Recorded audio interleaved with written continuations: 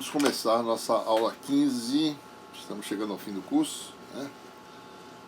Esta é, na realidade, a última aula sobre magnetostática. A próxima vai ser uma aula de exercícios. A gente originalmente programou que essa aula fosse de 3 horas e a aula de exercício de 2, mas a gente vai inverter, certo? Essa vai ser uma aula, eu acho, né? de 2 horas, certo? Espero, né? Não passe de 2 horas. E a aula de exercício vai ser mais longa, para a gente fazer mais exercícios, né? Então, alguns exemplos que estão previstos nessa aula vão ficar para a aula de exercícios, certo? Bom, hoje vamos falar sobre esses tópicos. Observe que a gente vai fazer um paralelo em relação à eletrostática, né? Observe também que a velocidade talvez seja um pouco mais rápida aqui, certo? Como a gente já sabe mais ou menos como é que funciona, né? Ou seja, o campo na matéria, a gente fez um campo elétrico no vácuo, depois na matéria, a gente falou de dipolo elétrico, depois coleção de dipolos elétricos, polarização, né? A mesma coisa acontece em magnetostática. Começou no vácuo, agora considerou um dipolo magnético, que na realidade é um loopzinho de corrente, uma espirazinha, né? Uma carga elétrica com momento angular orbital, digamos assim, né? É um dipolo magnético. Um circuito de corrente, uma antena em loop, tá certo? É um dipolo magnético. Então agora ele vai considerar a matéria como sendo constituída de vários dipolos magnéticos e vai definir o que vem a ser a densidade de polos, que é o correspondente no magnetismo da polarização, que é a magnetização, certo? Densidade de polos, né? Magnéticos no caso. Então é bem semelhante o tratamento. A única mudança nessas teorias de campos elétrico e magnético é que a natureza vetorial é diferente, né?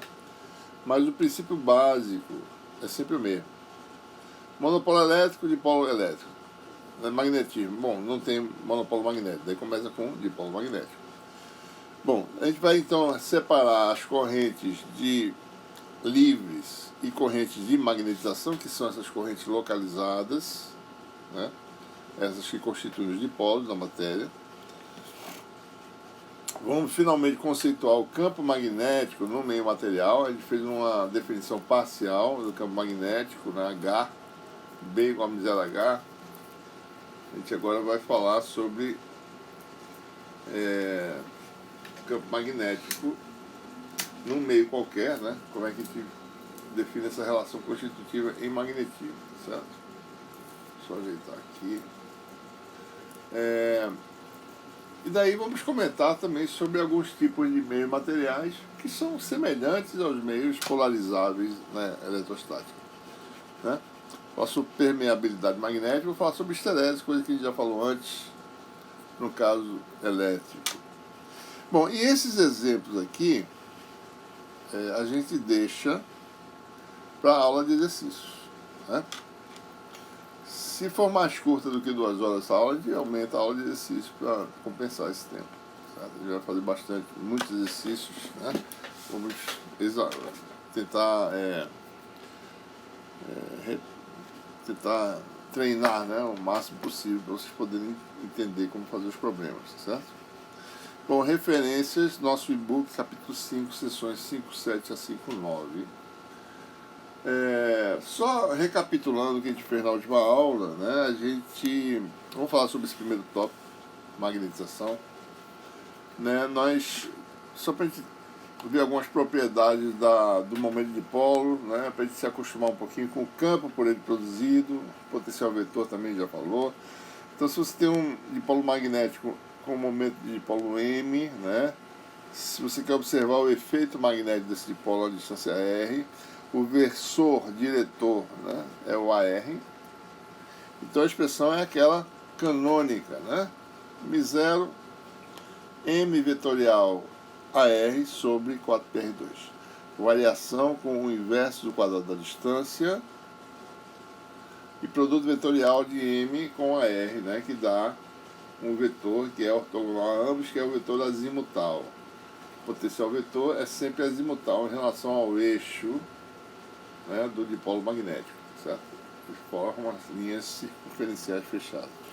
Deduzimos que o campo B tem aquela forma canônica também, igual à do campo elétrico, dependência se o potencial é 1 sobre R2, o campo é 1 sobre R3, que é a derivada, né? Essencialmente com relação à distância, né? Dá 1 sobre R3, e já tem um erro aqui que eu só vejo isso na hora que eu vou dar aula, tá certo? 4π epsilon 0 não, porque isso aqui seria elétrico.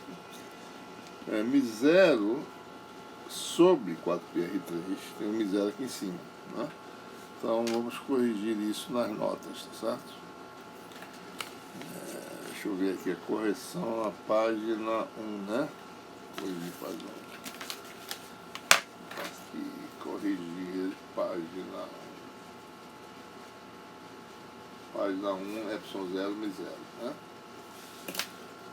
Bom, então isso aqui seria o campo B. Por exemplo, né? Se você tiver no eixo Z, que é no eixo do dipolo, o AR é o AZ, que se torna paralelo ao vetor momento de dipolo, produto vetorial zero, né? Ora, o potencial vetor forma linhas fechadas. Se você vai chegando, vai cercando e vai chegando no eixo Z, essa linha fechada se torna um ponto e o potencial vetor vira zero, na origem, certo? Num valor qualquer de θ, basta calcular esse produto vetorial, módulo de M, que é M, módulo de AR, que é 1, seno do ângulo entre eles, né? Que é esse ângulo aqui, ó, θ, né? Seno de θ, e o vetor ortogonal ao semiplano φ constante é o Aφ, certo? Linhas de campo A e B, né? Potencial vetor forma linhas circunferenciais. Vetor B, densidade de fluxo magnético, forma linhas fechadas, idênticas àquelas linhas do dipolo elétrico, né? Mesma coisa do dipolo magnético, certo? Algumas situações especiais para a gente ver aí: o campo B de um dipolo magnético, eixo Z positivo, certo? θ igual a zero, eixo Z positivo. A R se transforma em AZ e R se transforma em Z, uma vez que Z é positivo. Então lembrando que Z é maior que zero. R é a distância, né? Então R igual a Z. Então você tem expressão para o campo. R vira Z, né? M escalar a R vai dar M escalar a Z vezes a Z, né? Menos M. Ora, M escalar a Z é o próprio Mzinho escalar, né? Magnitude. M a Z é o próprio M. Então dá 3M menos M, que dá 2M. Que dá 2M, né? E esse 2 cancela com esse 4. M0 vezes M sobre 2πz3. Isso vale para muito longe, né? Para Z muito maior que A, certo?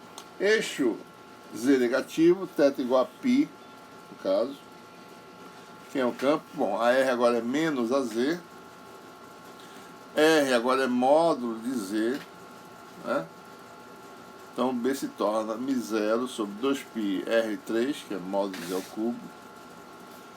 3M escalar a R, que é menos a Z, vezes a R, que é menos a Z, então menos com menos dá mais. De novo, isso aqui dá 3M, esse aqui, né? 3M, e 3M menos M dá 2M, certo? Né? Então, de novo, mesmo resultado, né? O campo é o mesmo, tá certo? Z em modo de Z, uma vez para Z positivo, é igual a modo de Z para Z negativo, né? Se você olhar o campo da espira no eixo Z, que já calculou lá na aula 13, nós mostramos, fácil de mostrar, né? Que o campo é simplesmente... Isso aqui é a distância, né? Se você for lembrar, tá certo? Só lembrando aqui, né? Aqui é um ponto na espira, tá certo? Ponto do eixo Z, aqui é um ponto da espira. Vou estar só em vista lateral, ela entrando no plano da tela. Então, como todos os elementos correntes estão equidistantes do ponto, né? Isso aqui é Z, isso aqui é A, isso aqui é a raiz de A2 mais Z2. E é DL vetorial x menos x', cada contribuiçãozinha dá um vetorzinho dB, né? Só para lembrar vocês como é que chega aquele resultado lá, certo? Dá um dB assim, né? É o dB desse elementozinho aqui, ó, que está entrando aí no plano da tela. Você sai somando todo mundo, né? Esse dB fica num cone, hein? Uma superfície cônica, a resultante na direção Z. Então por isso que aparece esse A2 mais E2, aí o campo é na direção Z. Ou seja, a gente já mostrou isso antes, né? Por isso que aparece aqui esse fator, certo? Então esse é o campo do eixo Z. Na origem, Z igual a zero, ou seja, no centro da espira, eu posso calcular exatamente o campo. Né? Vai dar A2 sobre A3, que dá 1 sobre A. Né? Se eu uso agora o momento de polo da espira, IPA2AZ, você tem que IAZ, que é o que aparece aqui em cima, é M sobre πA2. M sobre πA2. Você pode jogar lá e obtém esse resultado A aqui, ó. Então daqui você vem para cá, né? Mi0A, M, né, sobre 2πA3. Olha, fazendo essa substituição. A gente não pode obter esse resultado com essa aproximação do dipolo no regime assintótico, porque no regime assintótico a gente utilizou o fato de R ser muito maior do que A, né? Então eu não posso calcular o campo do centro da espira usando a aproximação assintótica. Mas eu posso usar essa expressão para Z muito maior que A e comparar com o resultado do regime assintótico, né?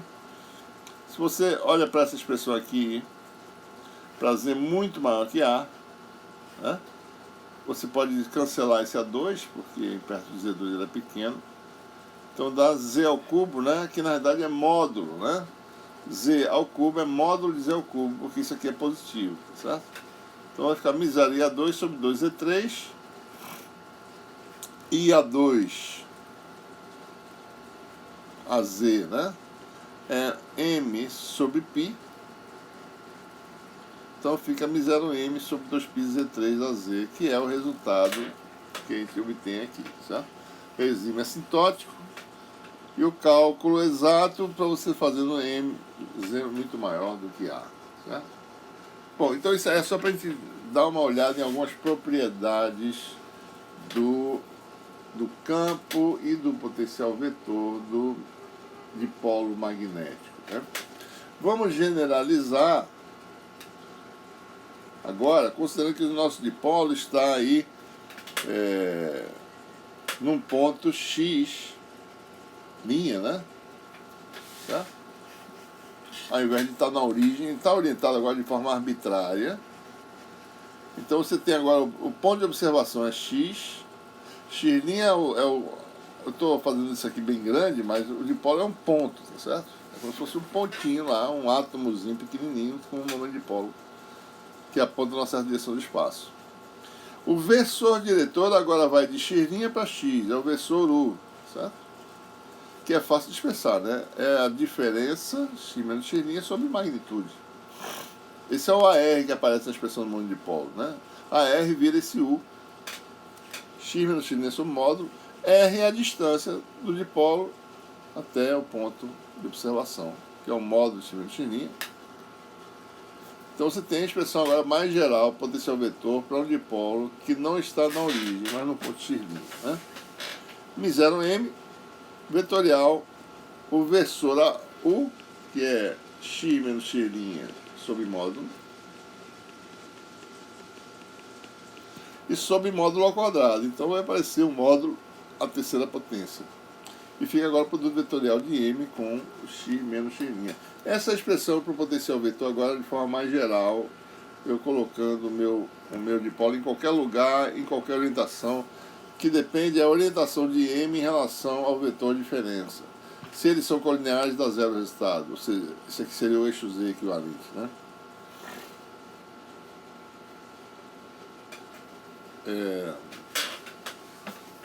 Bom, então vamos agora ver o que seria a matéria magnetizada, né?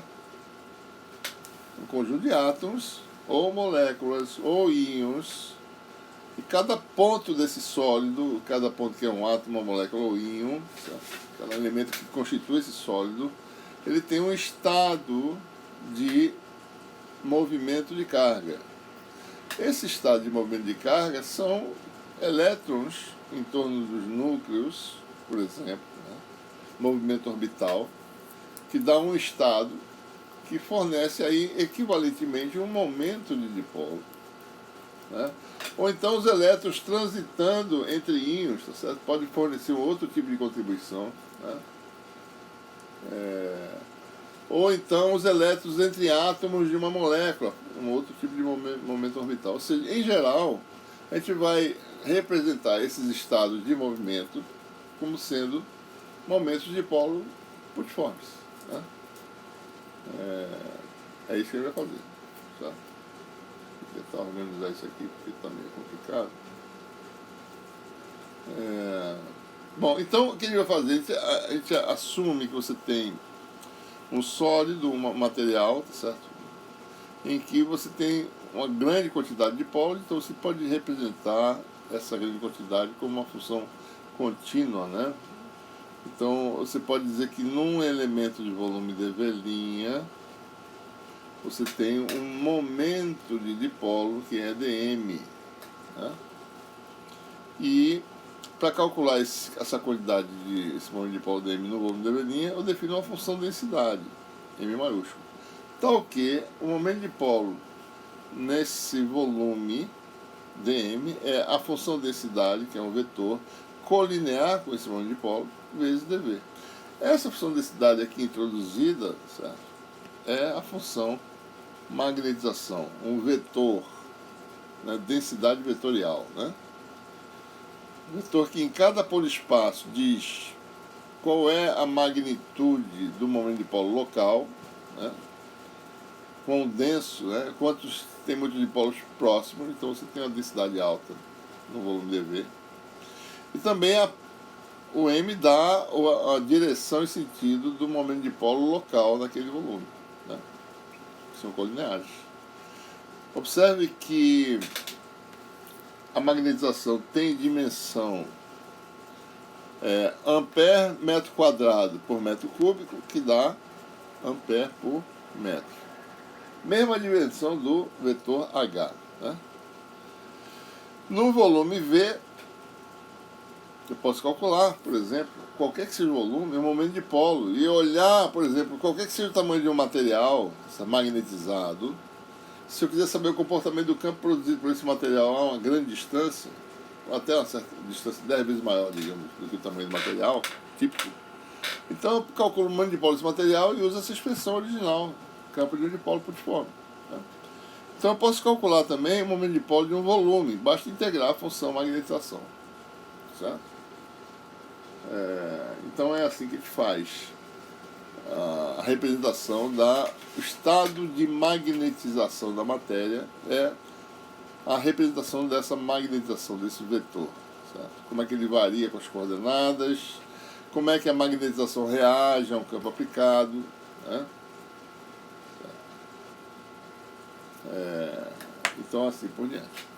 Então com isso a gente passa para o próximo tópico da nossa discussão, que é, eu vou falar sobre a separação das correntes num sólido, né? Vamos conceituar o que vem a ser corrente devido ao estado de movimento dos portadores localizados, né? Corrente de magnetização, né? Então vamos assumir que você tem a existência conjunta de correntes livres. Ou seja, o que é uma corrente livre? Corrente livre é aquela que circula num circuito elétrico tradicional, né? Que você tem um enrolamento, um solenoide, e você coloca, para concentrar o campo, um núcleo magnético, ferromagnético, certo? Isso tem alta permeabilidade, vai puxar a linha de campo para dentro, já viu por que depois, certo? Então, no material magnético, você tem dipolos, né? Você tem magnetização, né? Então você tem dois tipos de movimento de carga elétrica aqui. Movimento no circuito, que é carga livre, se deslocando de A para B, né? Isso a gente chama de corrente livre, correntes tradicionais de circuitos, né? E no material, está lá guardado, é um material isolante, mas tem corrente elétrica ligada, né? Ou seja, correntes localizadas, atômicas, moleculares ou iônicas, né? Mas tudo localizado em torno dos seus núcleos, né? Então essas correntes não representam o movimento de carga efetivamente, mas são correntes que participam da coesão do material, né? Ligações atômicas, etc. Então o que ele vai fazer é, obviamente, as duas coisas não estão no mesmo lugar, tá certo? A corrente livre está num fio que está separado, né, do material magnético, certo? Esse é o caso real. A gente não vamos nos preocupar onde é que está cada um. Ele admite que no volume de velinha você tem as duas coisas. Você tem tanto magnetização quanto corrente livre. Magnetização é o vetor M, que dá um momento de polo local. Corrente elétrica livre é aquela que pode ser calculada com a densidade de corrente livre, JL. Eu vou botar o L aqui para lembrar que isso é corrente de circuito, né? Obviamente, no caso real, em alguns lugares M igual a zero, JL é diferente de zero. Em outros, M é diferente de zero, por exemplo, aqui no material, e JL é igual a zero. A gente vai usar isso, a gente vai olhar essas quantidades como funções que vão ser zero em alguns lugares e vão ser não nulas em outros, né? Então, mas independente de qualquer coisa, suponha que você tenha um volume que tem essas quantidades, qual é o campo B, né? Ou qual é o potencial vetor dessas duas contribuições, né? A gente vai querer separar essas quantidades. O que é corrente livre vai tentar ver de uma forma, o que é magnetização vai tentar ver de outra forma, certo? A gente vai ver que magnetização, na realidade, representa uma densidade de corrente efetiva, certo? É isso que a gente quer saber, né? Bom, então olha aqui a geometria, sempre é normal para fora do material. Esse material ocupa volume V. Você tem um elemento de área aqui, tá certo? Eu não coloquei, né? Mas eu posso colocar, né? D sigma linha, né? E a superfície que limita o nosso volume é sigma, certo? Bom, a gente quer observar o efeito magnético tanto dentro, ou tanto nessa região quanto fora, tá certo? Não importa. Ou seja, o que nós temos? Correntes livres e magnetização aonde? No vácuo. Porque o material ele é conjunto de polos, mas entre os dipolos, apesar de a gente admitir que é uma pasta, né, contínua, mas no fundo são os dipolos imersos no vácuo, suspensos no vácuo. Átomos no vácuo. Átomo pequenininho, separação grande. Aí você tem um bocado de espaço vazio, que é o vácuo, né? Ora, o potencial vetor, devido às duas contribuições, vai ser aquele devido à corrente livre, né? Contribuição num ponto, né, X vai ser μ0J, JL no caso, sobre 4π a distância. Mais a contribuição de momento de polo. Isso aqui, na verdade, é a contribuição de um elemento de polo magnético dm, né? Então, um elemento localizado dm, de polo positivo dm, produz um efeito magnético que é dm vetorial x menos x', como eu acabei de mostrar, sobre 4π módulo, né? Ao cubo, certo? Mais outro erro aqui na página 4. Vou botar aqui, página 4, é módulo ao cubo, né? Módulo se transforma em módulo ao cubo, certo?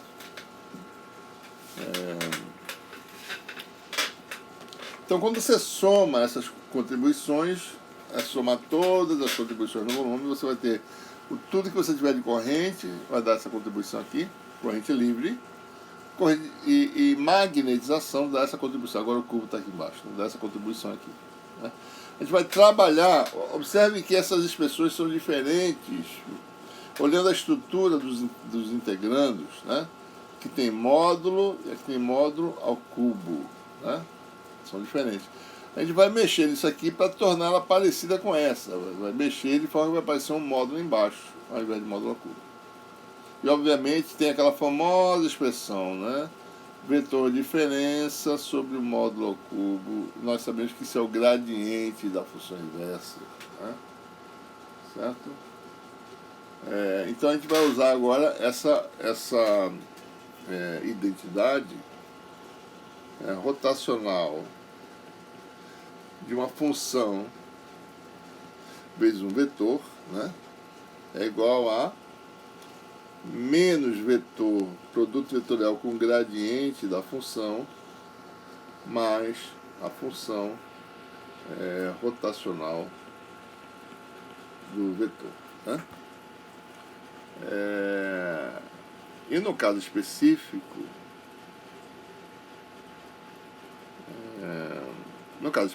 a gente vai usar com respeito à variável linha, tá certo? Né?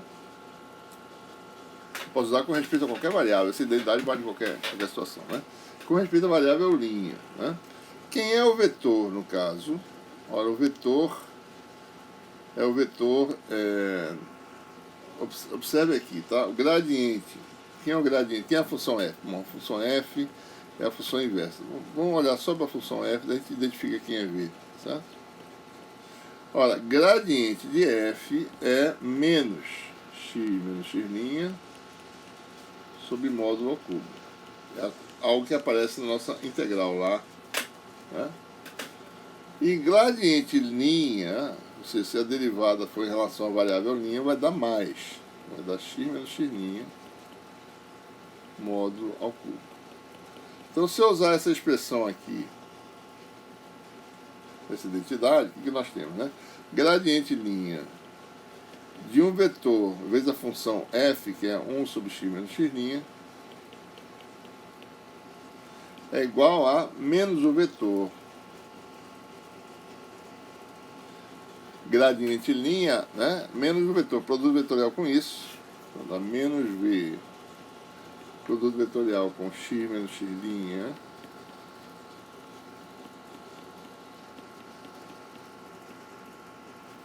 né? Mais a função, daí apareceu a função que é a função inversa, 1 sobre o módulo que eu queria, né? Daí você aparece com rotacional linha, né? Do vetor v. Ora, quem é esse vetor v? Bom, esse vetor v tem que ser o nosso m, né? Olhando aqui, tá certo? Tem m vetorial, isso aqui, né? Então, se eu chamar v de m, eu tenho parecido. Na linha vetorial m, lembre-se que m depende de quem, né? Na integral aqui, m é uma função de x', né? Rotacional de m sobre x menos x' igual a menos m, né? Vetorial x menos x' sobre módulo ao cubo mais rotacional de m sobre x menos x'. Observe que apareceu aqui, né? Aliás, desculpa, que é x menos x' ao cubo, certo? Olha, o que nós temos lá é mais, né? Então passa isso aqui para o primeiro membro e passa isso para o segundo membro, certo? Então eu vou ficar o que, né? Eu vou ficar com... Deixa eu apagar o resto aqui, para não perder aqui. Apaga isso aqui. Daí você pega isso aqui. Se eu tenho, então, isto aqui passa para o primeiro membro. Igual, né? A isto aqui, né?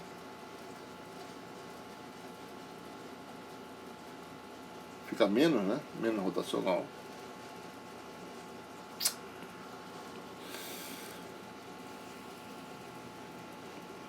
Menos, né? Olha o menos aqui. Aquele aqui. Mais isso aqui. Não é isso?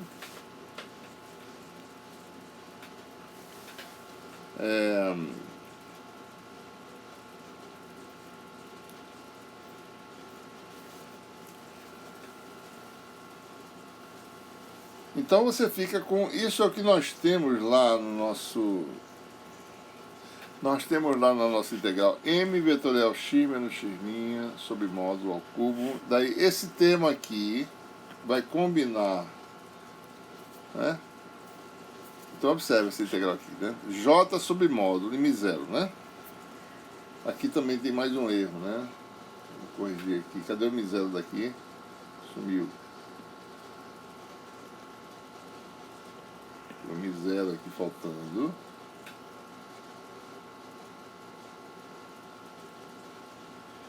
Ok, mais um errozinho nessa mesma, né?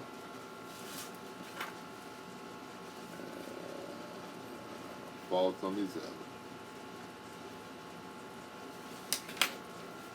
Então, olhando aí a nossa continha, né? Então, m vetorial x menos x', que está aqui, tá aqui, ó, m vetorial x menos x' ao cubo. Vai ter esse termo aqui, rotacional de m sobre módulo, que eu vou combinar com esse JL, né? Vai fazer JL mais rotacional de m. E sobra um termo que é o negativo, né? Menos rotacional disso aqui, ou seja,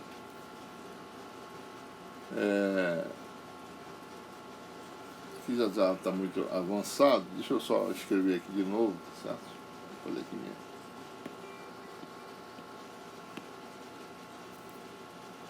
Então você fica com o quê, né? Então lembrando, então o potencial vetor, que é ele que a gente usa, né, vai dar dv', daí tem um m0, né? Daí tem um termo aqui que é JL, eu não vou botar dependência com as coordenadas, tá? JL. Daí tem um termo aqui que tem rotacional de m, então mais rotacional de m sobre módulo de x menos x'. E vai ficar um menos agora, né? Menos isso aqui, ó. Integral disso aqui, tá certo? Que envolve o que? m0 e 4π, né? E o dv', tá certo? Então vai aparecer aqui menos. Então m0 e 4π eu vou botar aqui dentro. Rotacional de m0 m sobre 4π x menos x'. Deixa isso aqui guardado, vamos trabalhar um pouquinho aqui nisso aqui, tá? Ora, temos lá aquela teorema dual do teorema de Gauss, né? O teorema de Gauss é divergente de um vetor igual ao fluxo do vetor na superfície. Nosso dual é integral de d sigma vetorial um vetor, uma superfície fechada, é igual a integral de volume do rotacional desse vetor. O teorema de Gauss seria um ponto aqui, né? D sigma ponto V dá nabla ponto V. O dual é esse teorema aqui, certo? Que a gente falou lá no capítulo 1, não demonstramos, mas tem esse teorema que a gente vai usar aqui, ó. Rotacional de um vetor no volume dá integral de superfície fechada do produto vetorial de D sigma com V.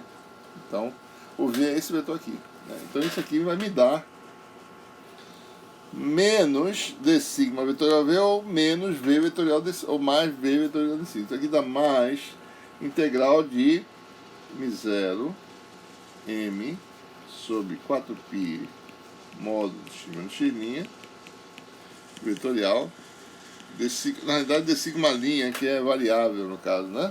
É variável na superfície D sigma linha. E D sigma linha é anormal vezes o elemento de área. Então aparece um termo de superfície que é integral de superfície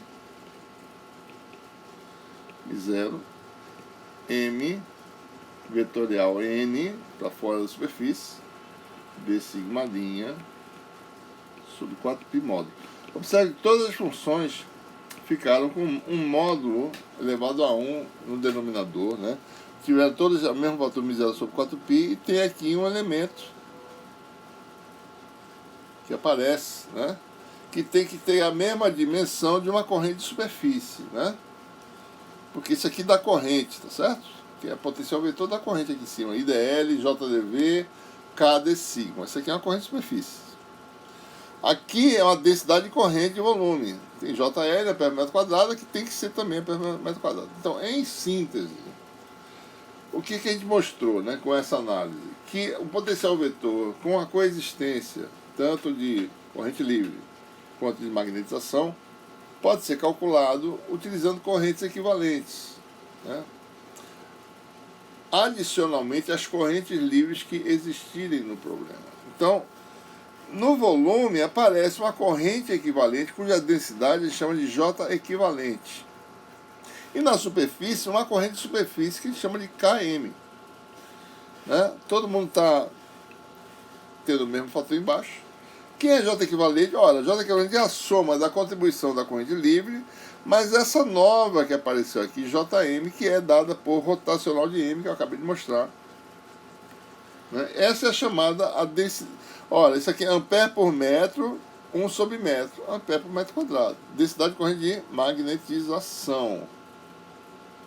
Né? No caso elétrico foi densidade de carga de polarização. Como o efeito lá é devido a cargas estáticas, aqui o efeito é devido a cargas dinâmicas, movimento de carga, corrente elétrica. Então, densidade de corrente de magnetização. Por que corrente de magnetização? Porque é o estado das correntezinhas dos microcircuitos localizados cujas cargas não saem de A para B, elas ficam em torno dos núcleos, tá certo? Então são circuitos localizados de corrente, né? Então magnetização e corrente elétrica é a mesma coisa, no fundo, né? Magnetização quer dizer estado de movimento de carga. Na superfície apareceu um termo de superfície, que é a densidade de corrente superficial de magnetização, né? Ampere por metro, que é a unidade de densidade de carga superficial de magnetização. Né? Ora, se eu tivesse uma carga livre de superfície, eu teria mais um termo aqui, né? Eu teria mais esse termo, se tivesse, né? Mais uma contribuição de D sigma linha K livre de superfície, M0, né? E aqui está faltando M0 em todo mundo aqui também, né? M0, nessa página 5, tá? Página 5, incluir M0.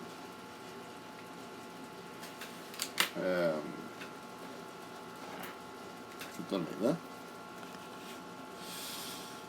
Então eu teria mais esse termo, tá certo? Sobre 4π x menos x', né? Eu não incluí porque eu admiti que só tem corrente de volume, de livre, né? Mas você pode adicionar as correntes que aparecerem, você vai colocando, tá? Mas toda essa análise para dizer que no volume aparece esse rotacional de M e na superfície apareceria essa contribuição M vetorial N, que nada mais é do que o resultado de um processo de integração de volume, certo? Só para mostrar aqui para vocês, só qualitativamente, né? Você tem um material magnetizado, certo? E você chega na sua fronteira, né? Você sai do material, a corrente de magnetização é zero, certo? Essa variação, eu estou mostrando aqui de forma exagerada, mas é abrupta, né? Vai de M para zero de repente, certo? Então, se você calcula o rotacional de M, ele vai dar zero em todos os pontos do volume, por exemplo, né? Mas quando chegar na superfície, tem uma variação abrupta. Essa variação abrupta tem que ser calculada no rotacional de M. Como é que se faz isso? Bom, se faz isso não fazendo esse cálculo e substituindo esse cálculo pela contribuição da corrente de superfície, que é esse M vetorial N. Então ele está embutido nesse cálculo aqui, do rotacional. Tá? Então é mais fácil a gente separar as coisas. Rotacional de M no volume, daí senão ele teria que se preocupar como é que essa função varia rapidamente. Isso aparece na realidade na condição de contorno, é por isso que aparece esse termo aqui, M vetorial N. Certo? Mas a gente separa contribuição de volume e superfície. O que é importante falar é o seguinte: coisas que acontecem em superfícies ou em filamentos não aparecem nas equações diferenciais de forma explícita. Né? Isso aparece quando você integra, tá certo? Eles ficam lá escondidos. A gente não coloca na equação diferencial, mas lembra que está lá guardado. Numa superfície tem corrente, por exemplo. Quando eu integrar em torno dessa superfície, eu tenho que lembrar disso. Né? É assim que a gente faz. Né? Então, quando eu colocar em equações de Maxwell, quem vai aparecer é esse termo aqui de volume. O termo de superfície fica escondido. Ele não aparece na equação diferencial. Aparece depois que você integra a equação diferencial e tem alguma coisa na superfície lá. Tá? Então esse é o ponto, né? Que a gente quer destacar aqui. Tá? Então como é que a gente faz o cálculo de campo em materiais magnetizados? E que você conheça a função magnetização. Né? Ora, o que você faz? Você olha para o material, sabe a função de magnetização M, calcula as correntes equivalentes de magnetização, que são a de volume, usando o rotacional de M, né? E a de superfície, usando M vetorial N. Mesmo que não tenha corrente livre, né? O material magnetizado, ele produz efeito magnético. Certo? Então, substitui o material pelas distribuições equivalentes e o resto é vácuo, tudo no vácuo. Você tirou o material, botou vácuo e botou as correntes equivalentes no lugar. Pronto. Com isso você pode usar as coisas, as ferramentas que nós desenvolvemos, né, para vocês utilizarem. Lei de Biot-Savart, lei de Ampère, pode usar o que quiser. É uma corrente como qualquer outra. Tá? Então a gente substitui e essas correntes vão estar no vácuo. Aí você calcula, por exemplo, potencial vetor, B igual a rotacional de A, ou B diretamente da lei de Biot-Savart, usando essas correntes equivalentes. Tá? Vou fazer um exemplozinho aqui, só para mostrar a origem dessas correntes, que elas de fato, por exemplo, a agulha magnética, né? É um cilindro, tá certo? Magnetizado, né? A gente vai mostrar já já com base nesse exemplo que eu vou falar agora. Considera aí uma pastilhazinha magnética, certo? Magnetizada permanentemente, ferro, né? Material ferroelétrico, magnetizou, os dipolos de um material, eles interagem entre si. Eu não mostrei, mas a tendência de um dipolo é se orientar na direção do campo aplicado, pode-se mostrar isso, certo? Essa é a tendência natural. A energia de interação de um dipolo com o campo também é dada por menos M para o escalar com B. Né? Então, com base nisso, a tendência de um dipolo magnético é se orientar na direção do campo aplicado. Então, materiais ferroelétricos mantêm esse estado de magnetização, mesmo que você retire o campo aplicado, ficam magnetizados. Né? Então, suponha que você tem um material que seja essa pastilha magnética, né? Com magnetização permanente para cima, digamos assim, e vamos calcular as correntes de magnetização de volume e de superfície. Assumindo, numa primeira aproximação, que o M seja constante ao longo do volume do material. Ele é constante, mas de repente ele cai para zero lá de fora. Então ele é constante, né? Mas lembrando que ele vai ter uma variação abrupta. Bom, então a corrente de magnetização de volume, nesse caso, dá zero, porque M é constante e o rotacional dá zero. Né? Contribuição de superfície é M vetorial N. N é o que? É o normal para fora do volume, certo? Então você tem a tampa de cima, N está para cima, né? Da pastilha. Tampa de baixo, N está para baixo. E a superfície lateral, que N é radial, né? Certo? Então na superfície de cima, M e N são paralelos. Aqui está o M, né? M vetorial N dá zero. Na de baixo, a mesma coisa. M está para cima e N está para baixo. M vetorial N dá zero. Então a corrente de superfície dessas duas tampas dá zero. Não tem corrente. Resta só na superfície lateral. Né? E que nós temos, ora, N é radial, M é sempre ortogonal a essa distância, M vetorial N dá esse vetorzinho aqui, ó.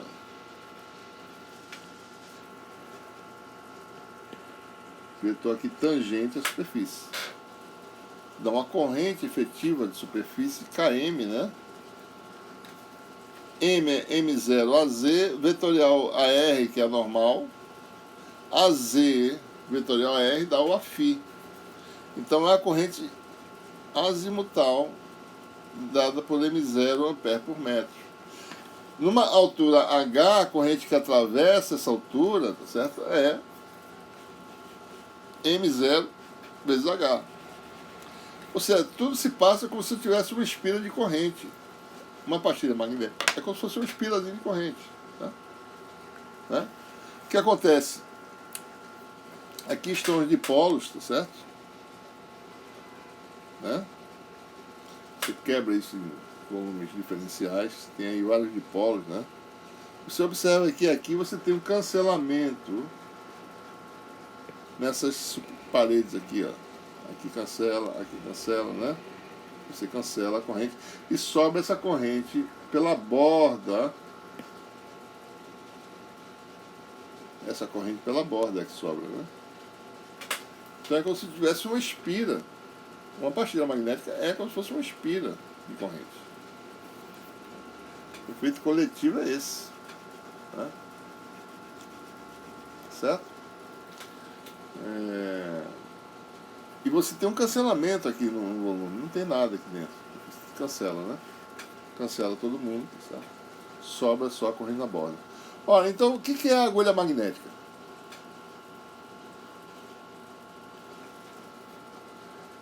O que é uma agulha magnética, né? Olha ela como um cilindrozinho, certo? Tem um formato qualquer, né? Posso fazer o formato que eu quiser, né? Posso fazer aqui uma agulhinha, certo? Vamos fazer ela cilíndrica, né?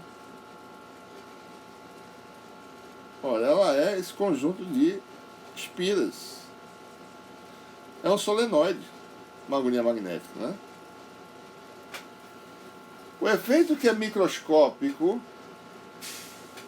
né, olhando para essa figura aqui, um efeito que é microscópico, que você observa a nível atômico, né, esses efeitos coletivamente eles se unem para produzir um efeito líquido nulo no volume, mas para produzir um efeito mensurável, como se fosse uma corrente real circulando do lado de fora, na superfície na borda desse material. Então tudo se passa como se fosse uma corrente real. E essa corrente real produz um efeito magnético. Então magnetização é corrente elétrica, certo? Então é isso que você tem. A agulha magnética nada mais é do que um solenoide, né? Solenoidezinho. E obviamente, né, a tendência é como se fosse um grande dipolo, tá certo? Né? Que se você aplicar um campo nessa agulha, né, a tendência dela é se alinhar na direção do campo. Então surgiu naturalmente a noção de campo B, né, o efeito magnético, essa região de influência, como sendo aquela direção da agulha. Certo? A agulha é quem diz, existe uma coisa aqui que a agulha mostra para onde está apontando. Eu podia definir usando outra técnica, mas o que apareceu naturalmente aos olhos dos cientistas foi a agulha se orientando numa dada direção em relação à corrente que flui no circuito. Essa direção da agulha que é o campo B, certo? Que dá o campo B. Natural, né? Bem natural.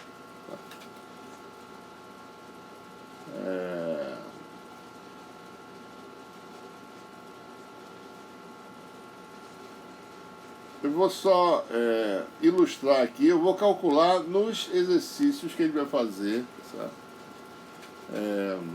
Nós vamos fazer esses exercícios detalhados na nossa aula de exercícios.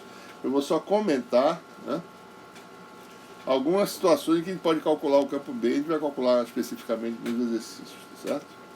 Eu vou botar só falar do resultado, mas vou comentar basicamente do que se trata, né? Aqui você tem, por exemplo, uma esfera magnetizada, né? Uniformemente, novamente, para facilitar as coisas, né? Uma esfera, digamos que o eixo Z seja esse eixo aqui, né? Uma esfera magnetizada permanentemente, né? E nesse caso não tem corrente de volume, Jm igual a zero, e tem uma corrente superficial que é M vetorial N, né? Certo?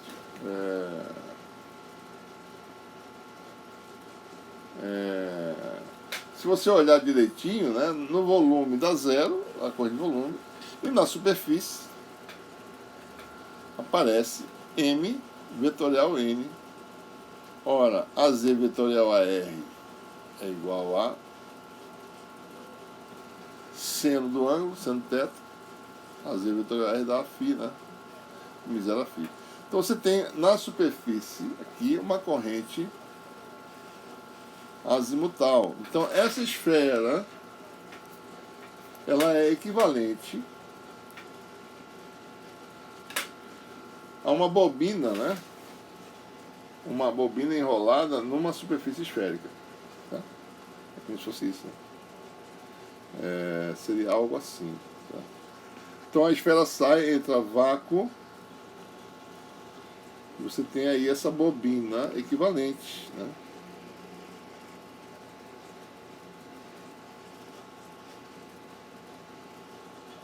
É como se tivesse uma bobina que termina na superfície esférica, certo?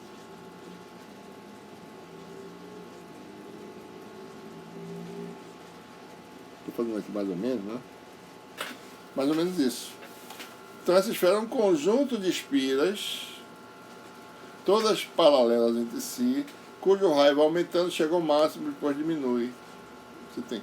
Então a gente pode calcular o campo de uma esfera magnética no centro, tá certo? A gente vai calcular isso explicitamente na aula de exercícios. O que a gente mostra? Né? Que o campo dentro, no centro, é muito parecido com o caso elétrico, né? Na origem você tem essa quantidade aqui. O B é 2/3 de μ0m, o que pode se mostrar que o campo no interior, né?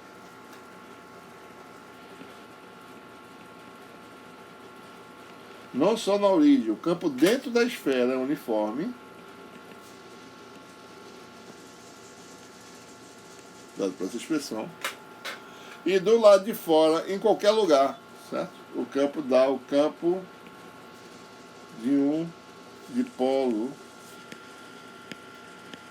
com um momento de dipolo igual a densidade, né, que é m vezes volume, que é m 4/3 de π a 3. Então, aquela expressão assintótica, né, B igual a μ0 sobre 4πr3, 3m escalar a r menos m. Esse é o resultado do campo fora para essa esfera. Ele não vai calcular, tá certo? Só estou dizendo para vocês aqui. A esfera magnetizada uniformemente é uma representação exata de um dipolo na origem putiforme. O campo do lado de fora dá exatamente essa expressão aqui. Tá? E o campo dentro dá sempre constante. Vale essa expressão. Tá? Como é que a gente mostra isso? Bom, aqui está a ilustração do cálculo. Né? Substitui a esfera por suas correntes equivalentes, usa a lei de Biot-Savart, tradicional. Lei de Biot-Savart para uma corrente de superfície. Né? B igual a μ0 densidade de corrente superficial vetorial x menos x' sobre x menos x' ao cubo. Isso a gente vai fazer depois, certo? Da aula de exercícios. Né? Ok?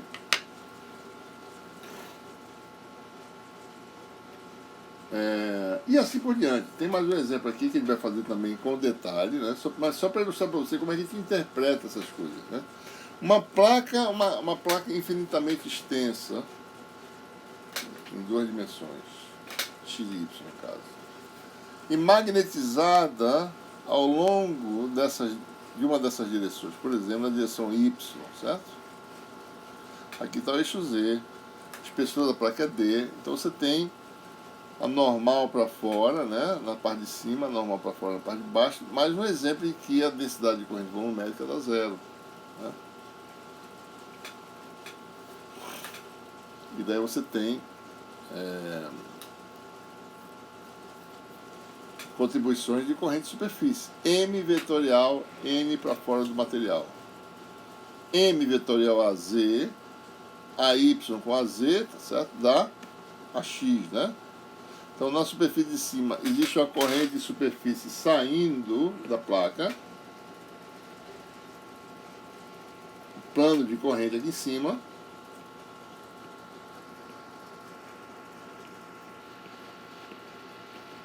E embaixo, M vetorial N, né? A Y vetorial para baixo dá menos a X. Então dá esse resultado aqui, né? Essa contribuição aqui. Agora entrando, né? No caso, certo? Então tem corrente entrando embaixo, corrente saindo de cima. E nós podemos então calcular como sendo o campo de dois planos infinitos de corrente, que você conhece a corrente de superfície, né? Então, por exemplo, você vai ter um campo, a placa de cima faz um campo para a direita, né? Assim, a de baixo, que está entrando, né? Também para a direita, né? Então, esses dois planos reforçam o campo aqui dentro e cancelam aqui fora, como a gente vai mostrar em detalhe. Então, a gente pode calcular usando essas correntes equivalentes, usando o que a gente já conhece de campo de plano infinito, né? Tranquilo, tá? Esse é o resultado obtido, né? Campo no exterior dá zero, no interior igual a magnetização M, né? B igual a zero M, certo? A gente vai trabalhar com isso nos exercícios, ok? Muito bem. Bom, agora estamos prontos para definir as equações de Maxwell para magnetostática. Então vamos para o nosso próximo tópico. Equações de Maxwell para magnetostática. E vamos falar também sobre as condições de contorno que são decorrência dessas equações, tá? Então, eu vou vendo aqui a nota de aula, vou percebendo os erros, tá certo?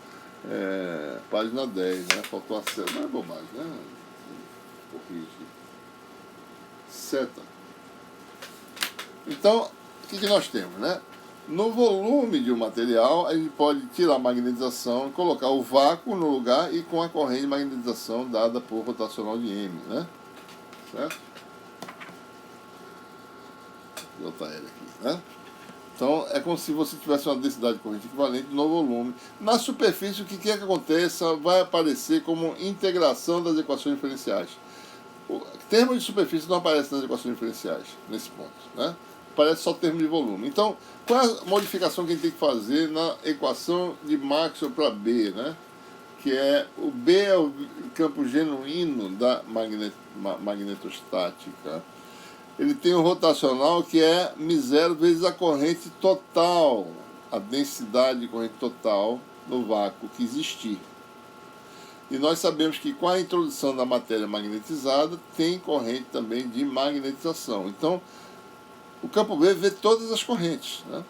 Então, a gente introduz aqui a corrente total, que é JL mais JM, que é a rotacional de M, né? Então, a gente manipula isso aqui, vai dar rotacional de B, passa isso aqui para lá, dá menos μ0M, igual a μ0JL. E agora a gente quer eliminar esse μ0 aqui, tá certo? Da equação, né? Quer eliminar o μ0. O que a gente faz? Chama isso aqui de um novo vetor, né? μ0H. Né? Observe que M tem dimensão de ampere por metro, esse H tem a mesma dimensão, da forma como é definido, e com essa definição aqui, chamar isso de μ0H, cancela o μ0 sai. Então, esse novo campo é o chamado, que a gente já falou antes, né? Campo magnético.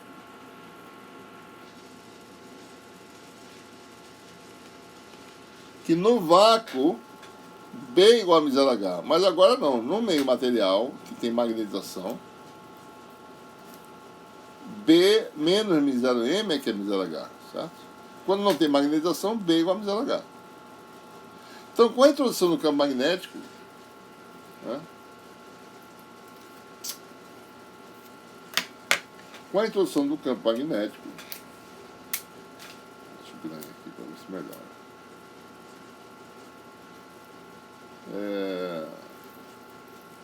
A equação de Maxwell envolvendo corrente agora se torna rotacional de H igual a J livre, né?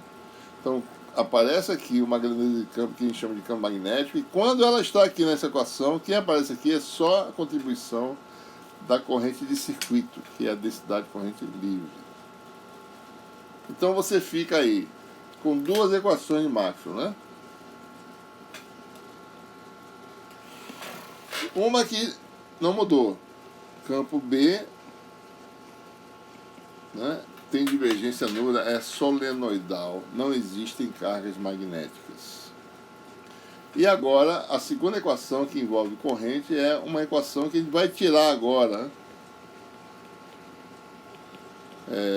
Rotacional de H igual a JL. A gente vai agora tirar esse subscrito aqui, tá certo? A partir de agora. Ou seja, a partir de agora, o que é JL vai chamar de J. Está implícito aqui nas equações que essa equação de Maxwell para H, quem aparece no segundo membro é a densidade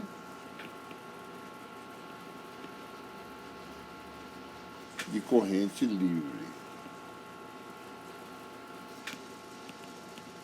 Corrente livre, o que é corrente livre? Corrente livre é a corrente de circuito elétrico. Você pega uma fonte, alimenta o circuito elétrico, flui portador de carga entre esses eletrodos aí da fonte, certo? Isso aqui é corrente livre. Né? Então, corrente atômica está guardada na magnetização. Corrente livre é algo que é tangível, mede no circuito, é mais fácil, né? Ora, mas agora você tem duas equações, dado J, né, tem duas equações, duas incógnitas. Então precisa de uma relação entre eles. Qual é a relação?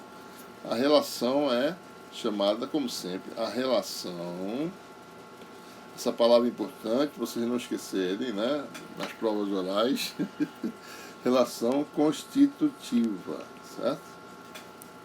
No caso, magnética, né? Que relação é essa? Bom, eu acabei de definir, né? O H veio dessa relação, B é igual a μ0 H mais M. μ0 multiplica tanto H quanto M aqui, no caso. Porque B menos μ0 M é igual a μ0 H. Então a relação é essa, B igual a μ0 H mais M. No vácuo, M igual a zero, não tem matéria, certo? Magnetização nula. Por quê? Não tem dipolo magnético. Então no vácuo, B é o μ0 H, como eu falei antes, né? Observe que as equações não mudam, né? Essencialmente são as mesmas. Agora ele tem que saber interpretar. Rotacional de H é a densidade de corrente livre. Se botar rotacional de B igual a μ0J, né? Ela é corrente total. Eu estou tirando essa equação, mudando para essa aqui agora. Aqui é campo magnético, aqui é corrente livre, certo?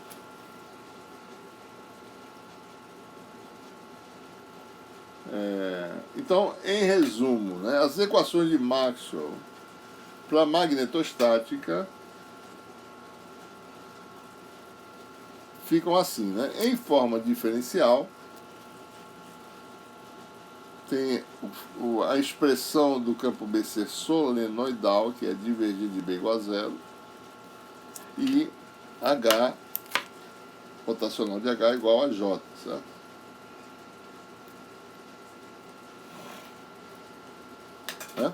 E, para resolver isso aqui, relação constitutiva. Né?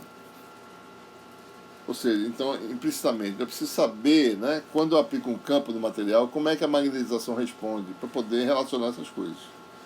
Né? Isso aqui, às vezes é independente, né, o material magnético, mas às vezes não é. Isso aqui só existe se aplicar um campo. Se você não aplicar um campo, se H é igual a zero, B é igual a zero. Né? Então, bom, forma integral dessas leis nós já conhecemos, né? Um é a lei de Gauss para o magnetismo, que é a expressão do fato da carga magnética envolvida na superfície fechada ser zero, porque não existe carga magnética, né? Isso aqui dá sempre zero. E a outra é a lei de Ampère, que agora expressa que a circulação de H num caminho fechado é igual à corrente elétrica livre envolvida, certo? Então essa é a diferença importante que precisa lembrar, né? Então só tem uma observação aqui nas nossas notas que é importante. O que é essa corrente livre, né? Ó, é corrente de circuito. Numa solução iônica são os íons que se movem, tá certo? Entre os eletrodos que você mergulha na solução. Ou numa solução, ou num gás ionizado, são os íons ionizados em movimento. Isso é corrente livre, né? É realmente um portador se mexendo, sofrendo colisão, etc. Né? Em semicondutor, elétrons em lacuna, isso é corrente livre. Né? Corrente ligada é aquela corrente atômica, né? O elétron que está ligado no átomo com o momento angular orbital, digamos assim. Tá? Bom, Para complementar, né? Campo B, a gente vai usar condições de contorno bastante, certo? Na sequência do curso, né? No eletromagnetismo 2, a gente calcular reflexão de luz, por exemplo, né? Reflexão de onda em interfaces, é um problema de solução de problema de condição de contorno. Então é importante a gente sempre estar lembrando disso, né?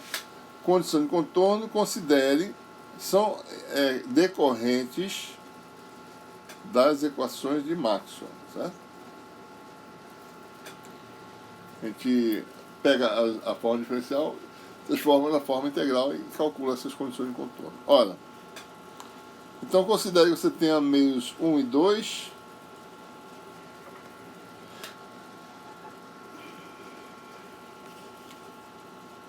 N é sempre o normal que vai de 1 para 2. Tem um cilindrozinho aqui com área diferencial delta sigma e altura diferencial H que vai para 0. A gente quer usar esse cilindro para calcular leis integrais e fazer esse H tender a 0 de forma que ele possa conectar os campos dos dois lados da interface, né? Primeiro, a lei de Gauss tradicional, né? A lei de Gauss para o magnetismo,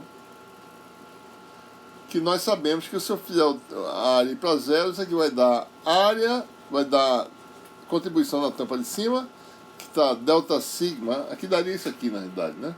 Delta sigma N, né? O fluxo nessa tampa, porque delta sigma é pequeno, né? B do lado 2, projetado na direção normal, vezes delta sigma, menos, porque N está para baixo aqui, né? Para fora, né? O N aqui está para baixo, menos B normal, delta sigma, né? Então, isso aqui vai dar 0, porque na superfície lateral vai dar uma contribuição proporcional a H, e essa contribuição, se H for para 0, dá 0, né? Então, você obtém a primeira condição, né? Primeira relação, que é essa relação aqui, né? Que B normal é contínuo numa interface entre dois meios, certo? Então, essa função B, ela se comporta de forma, ela se conecta de forma contínua. Então, se você faz um gráfico de B normal versus a coordenada normal, então você tem aqui uma interface, você vai passar a cruzar a interface através dessa coordenada normal. Então, se você olhar a função B normal, a componente normal de B, como função dessa coordenada normal, então tem um momento que você cruza a interface, região 1, região 2. Então a função B é uma função contínua, né? Ela pode não ter a derivada contínua, mas ela é contínua. Então a emenda aqui é um ponto, certo? B1 e B2 são funções diferentes, mas elas são iguais exatamente na interface, né? Certo?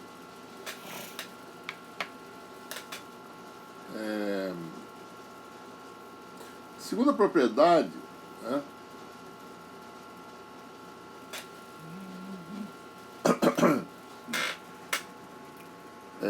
A segunda propriedade vem aí de uma... A gente podia usar a lei de Ampère, mas a gente vai usar uma outra relação, certo? A gente vai usar, começa com a lei de Ampère, rotacional de H, tá, a letra preta aqui,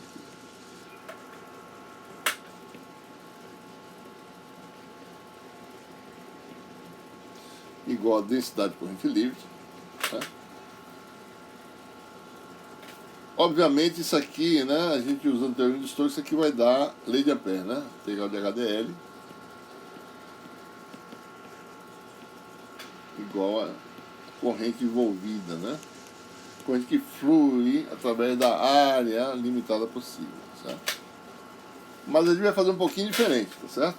Não vai usar essa relação aqui para derivar a segunda condição de contorno. A gente quer obter uma condição de contorno vetorial. A gente vai usar uma diferente. A gente vai integrar no volume ambos os membros dessa equação.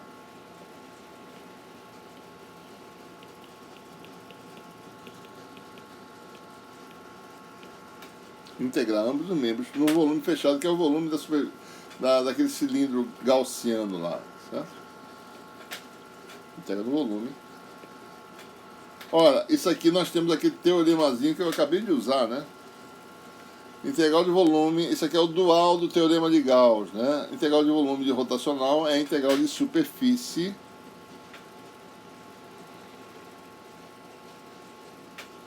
né, do vetor H. De sigma vetorial H. A teorema de Gauss é ponto aqui, certo? Mas aqui o dual é esse teorema aqui, de sigma vetorial H é igual a integral de J dV. E agora ele pega agora o nosso cilindro, que eu vou botar ele aqui do lado, certo? Aqui está normal para fora, e vai vir para 2. Estou exagerando aqui um pouquinho, tá certo? Tamanho, né? Delta sigma e H. Vamos calcular ambos os membros para esse cilindro fechado, que é o volume, né? Aqui está a área. Isso aqui é a superfície fechada sigma, né? O cilindro como um todo. E a base tem a área delta sigma. Então a gente vai agora calcular isso no limite de quando H tende a zero.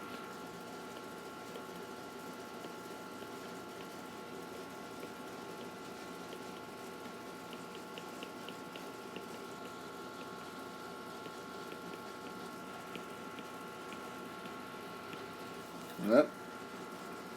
Ora, no limite de quando H tende a zero, se tiver corrente de superfície da interface, nessa interface aqui, ela sobrevive no limite, né? Isso aqui vai dar,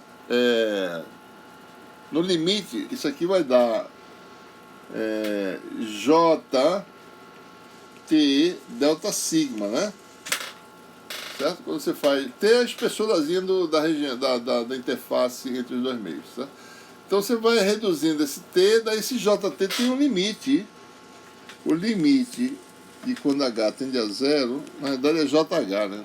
Desculpa, pessoal. Essa espessura aqui é H, né? JH. De quando de J vezes H, se tiver limite, dá a corrente superficial, que é K. Né? Então o segundo membro vai dar K vezes delta sigma. Então o primeiro membro a gente vai ver o que vai dar, certo? Então isso aqui vai dar o quê? Limite de quando H tende a zero da integral de superfície de delta sigma vetorial H no limite, vai dar limite, vou fazer aqui de novo, de quando H tende a zero de JH delta sigma, né? Então da J, o volume é H vezes delta sigma, o H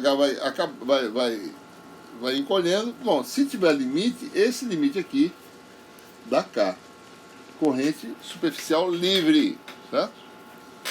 Então, limite de quando H tende a zero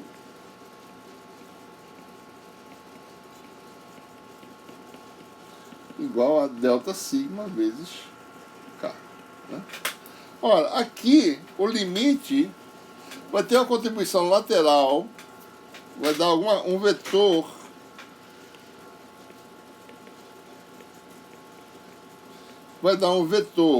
vezes H, tá? O que acontece? Porque tem H do lado 2, H do lado 1, né? Vai dar alguma coisa vezes H, tá certo? No limite, né? Mais as contribuições das tampas, que vai ser a superfície de cima, que é N delta sigma vetorial H do lado 2, né? Mais o N de baixo, do lado 1, que é menos N delta sigma H do lado 1. Isso aqui não depende de H, né, essas contribuições. Isso depende da área da tampa, tá certo?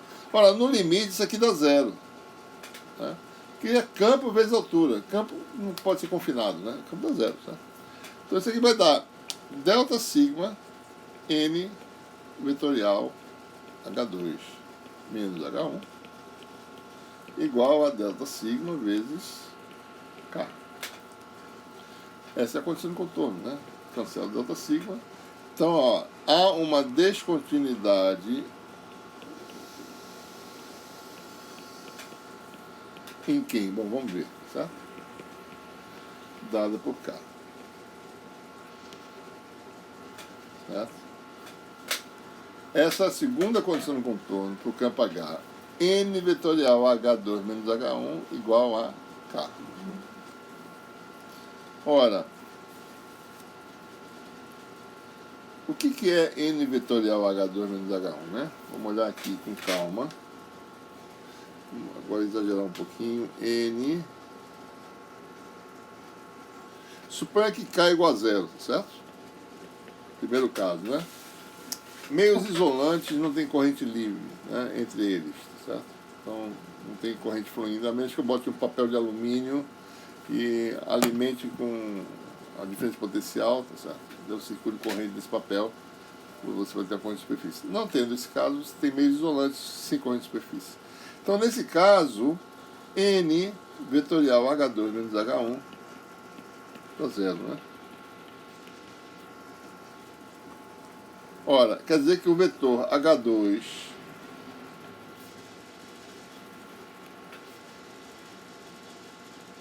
menos H1 é paralelo a N. Só tem uma possibilidade disso acontecer. Esses vetores estão no mesmo, o vetor de diferença, os vetores estão no mesmo plano, tá certo? Eu não posso ter um vetor aqui e um outro...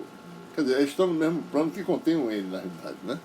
Eles são paralelos. Tá certo? Então, se eu for traçar H2 e H1, eles têm de terminar, tem de estar no mesmo plano que contém N e tem que terminar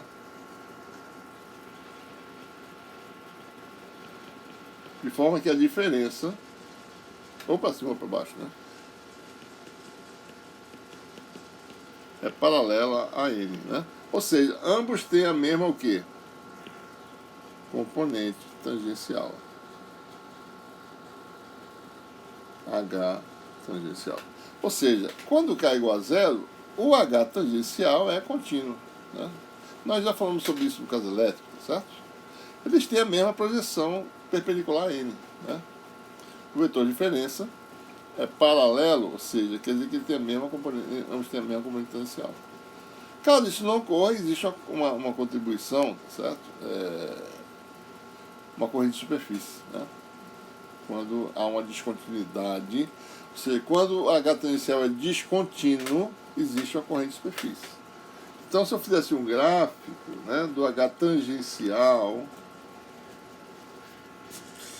versus a componente normal, vou botar aqui H tangencial, e se eu separasse região 1 e 2, né, se H2 é maior que H1, você tem uma corrente de superfície, digamos, positiva, né, no contexto que tem que definir aí no caso, tá certo?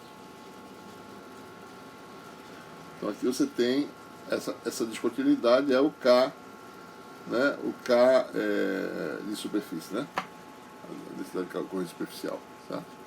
Vou chamar de K na realidade, né? Então o K é positivo no caso, tá certo? Bom, mais ou menos isso, né? Então, em resumo, nas condições de contorno, são essas duas aí. N normal é contínuo e H tangencial é descontínuo se houver, certo? Aqui está um exemplo, né, que ele está mostrando, certo? H2 é maior, tangencial é maior que H1, digamos que essas sejam as... Então, N vetorial, o vetor de diferença... Aqui está errado, né?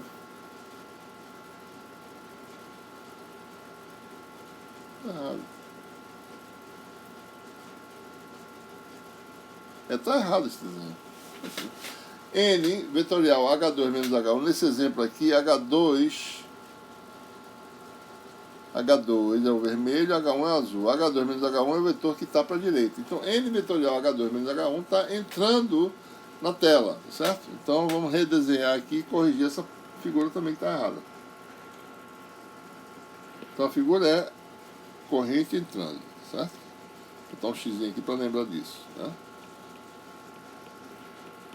N vetorial H2 menos H1 que está para a direita, então está contribuição entrando. Deixa eu corrigir essa página 11, né? Página 11. Corrigir. sentido da corrente.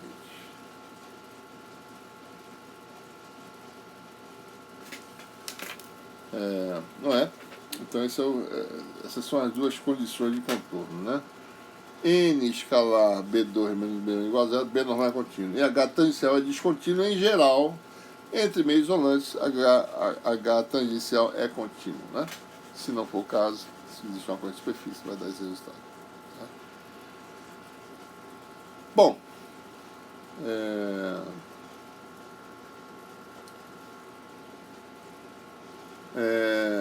vamos falar agora sobre alguns tipos de meios materiais. Isso é uma discussão bem superficial, porque realmente para a gente estudar esses meios mais a fundo, a gente realmente tem que estudar as propriedades magnéticas da matéria com mais profundidade, né? Não é tão simples assim como a gente está colocando aqui.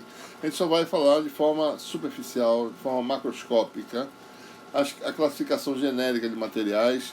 Um material, no magnetismo, né, tem a questão da lei de Lenz. Quando você tende a aplicar um campo no material, ele tende a produzir um momento dipolo que se opõe ao campo. Essa é a primeira coisa que acontece, certo? No material magnético, né? É claro que existem outras interações, né? Os dipolos interagem entre si, daí a resposta coletiva pode ser na mesma direção do campo aplicado. Mas quando esse mecanismo domina, em que os dipolos tendem a reagir de forma a produzir um campo em oposição ao campo aplicado, você tem o que se chama de materiais diamagnéticos, certo? Então, isso é medido na forma com que a magnetização responde a um campo aplicado, certo? Então, materiais lineares, né? Chamar de hélio por enquanto. Isotropia é outra história. Vamos considerar que o material é linear e isotrópico, né? Então, alguns materiais mantêm essa propriedade. Se você aplicar um campo, se você for levantar a curva de magnetização, quando você aplica um campo, a tendência é a magnetização se opor ao campo aplicado. Então, materiais nessa categoria são chamados de materiais diamagnéticos. Em geral, esse efeito é pequeno, tá? Bem pequeno, né? Vou já falar mais. Em materiais em que a magnetização, em que o efeito dominante é magnetização aumentar com o campo, linearmente, né? Aqui está variando linearmente, mas de forma oposta, aqui é aumentando. Materiais em que isso acontece são chamados de materiais paramagnéticos. Né? Então, o que caracteriza materiais lineares isotrópicos, como a gente está falando aqui? Né? Em cada ponto do material, se ele manter essa propriedade em todos os pontos, ele também vai ser um material homogêneo, né? Linear, homogêneo, isotrópico, em geral. Paramagnético ou diamagnético. O que acontece? Ele caracteriza isotrópico, essa propriedade é a mesma em todas as direções. Então, o vetor M ele tem a mesma dimensão, né, do campo magnético, certo? É um fator de escala que a gente chama susceptibilidade magnética vezes H, certo? Então, se você tem essa função QM, que é a susceptibilidade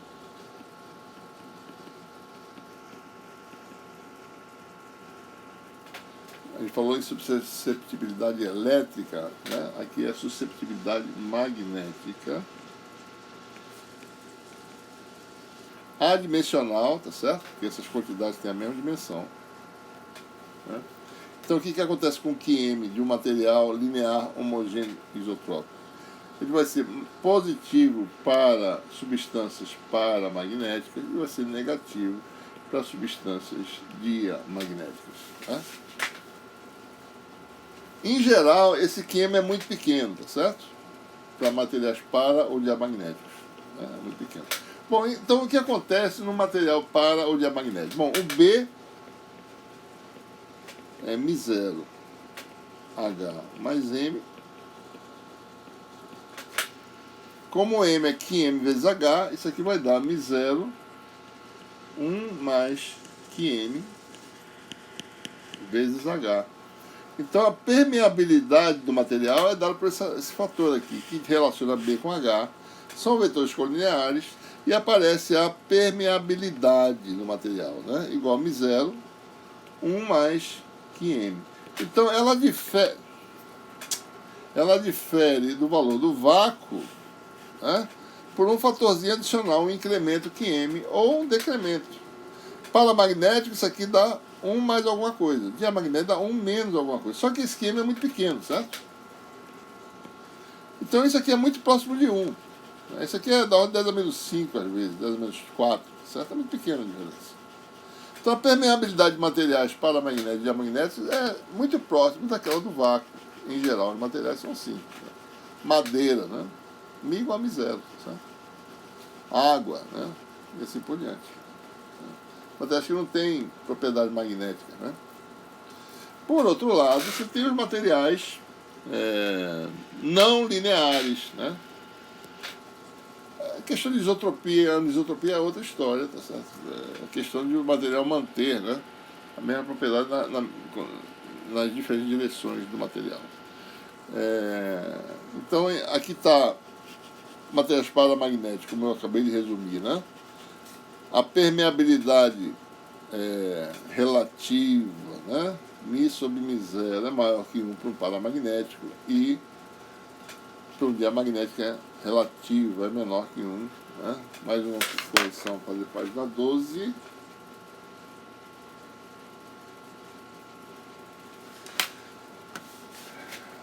Mas observe que isso aqui é muito próximo de 1. Né? Permeabilidade relativa próximo de 1. Tá? Bom, e um material não linear são os ferromagnéticos, materiais ferromagnéticos, ferrimagnéticos. Tem uma outra classe que são os antiferromagnéticos, que eles têm interação forte dos dipólos, mas numa orientação, tem subredes em que os dipólos se orientam na mesma direção. Então, uma subrede para cima e uma subrede para baixo. Esse material não tem efeito externo mensurável, mas existem efeitos interessantes a nível interatômico que fornecem propriedades que, inclusive, podem ser usadas para fazer dispositivos. Certo? Né? Então, isso é uma questão interessante.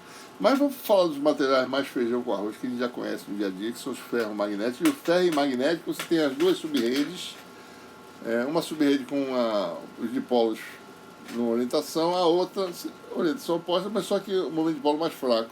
Então o efeito global é um magnetismo residual. Né? Então o material que tem magnetização permanente, que pode reter magnetização, dipolos são magnetizados na direção do campo aplicado, você retira o campo, eles seguram essa orientação relativa. Então eles vão exibir também o efeito de esterese, né?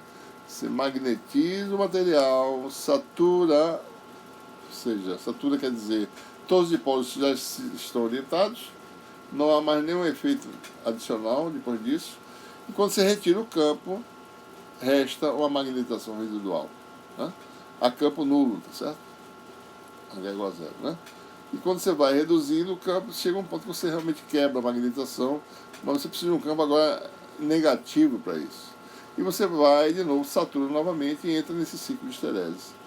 Então, materiais não lineares, geralmente ferromagnéticos, né? O ferro, tá certo?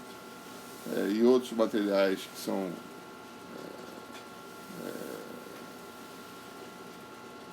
níquel, né? Tem impressão, tá certo? É magnético, né? Tem alguns outros metais, né, que são magnéticos, certo? Bom, então, mais ou menos isso aí que a gente ia falar hoje. Né? A gente vai ver na nossa aula de exercício, né, como calcular o campo em meios lineares, por exemplo, e não lineares também. Né? Mas o que eu quero dizer é o seguinte, para todos os efeitos, no meio em que a permeabilidade é μ, as equações que nós derivamos, tá certo? Em muitos casos, é simplesmente para você calcular o campo de materiais envoltos por um material permeável, como é o caso desse fio aqui. Tem um fio infinito, né, envolto por uma permeabilidade μ, tá certo? Ora, o B antes era μ0 I sobre 2πr, passa a ser μ I sobre 2πr, tá? Então a gente vai calcular essas quantidades depois na aula de exercício, vai mostrar como fazer esses cálculos envolvendo meios materiais distintos, certo? Como eu falei para vocês, o nosso objetivo da aula de hoje é só a parte teórica e vamos deixar todos os exercícios para a última aula dessa unidade prevista para quinta-feira, né? Então vai ser uma aula mais extensa. A gente vai inverter a quantidade de tempo em cada aula. Essa aula vai ser uma aula mais curta. A gente conclui aqui nossa matéria de magnetostática, né? A gente agora prossegue com a aula de exercício na quinta-feira, tá bom? Então ficamos por aqui, espero vê-los na próxima oportunidade, então até lá.